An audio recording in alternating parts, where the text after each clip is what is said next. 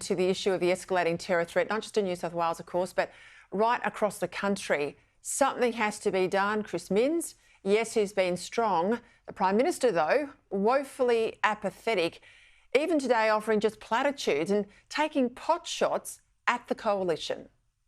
This is a time for unity and for the country to come together against these atrocities and these appalling acts. Not a time to look for political partisanship or to make political points. I don't intend to do so. Joining me is someone who dealt with a whole lot of terror events in his time as Prime Minister, Tony Abbott. Tony, thank you for your time.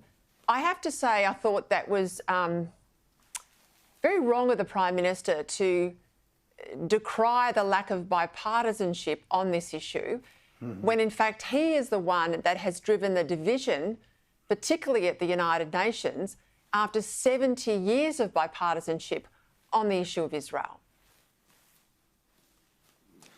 Yeah, I think that's a very good point, Peter.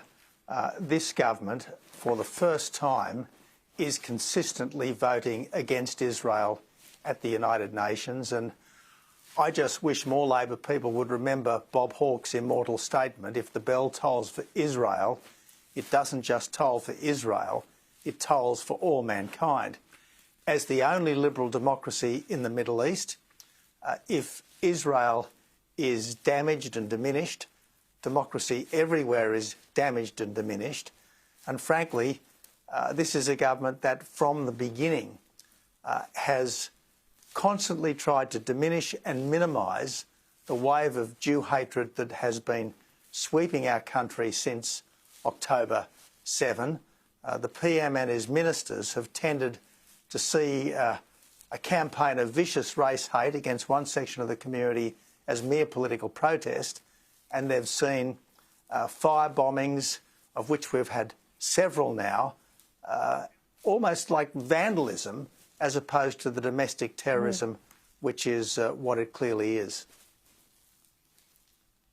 Just on that point, let me pick up the comments made by the Treasurer this morning on breakfast television, because he said, you know, speaking of the caravan and the explosive, this shows that the concerns of Jews aren't always unfounded. Now, he says it's a gaffe. He says the words are clumsy.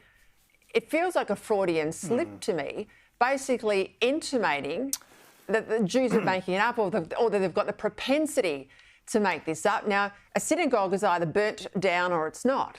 You know, there's graffiti on the fence or there's not. Yep. Cars are bombed or they're not. We've seen this as a matter of fact. How does he get away with that?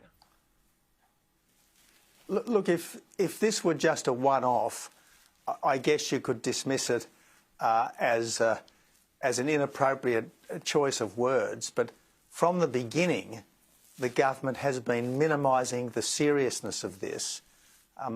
It doesn't really want to respond forcefully to what is just an outrageous and appalling outbreak of Jew hatred in a country which has always been a haven and a sanctuary for people of the Jewish faith and culture, particularly since the Holocaust. And you can understand why a lot of Jewish people now wonder whether they really are safe in countries like Australia, and why more than ever they are looking to Israel as their sole guarantor that this can never happen again.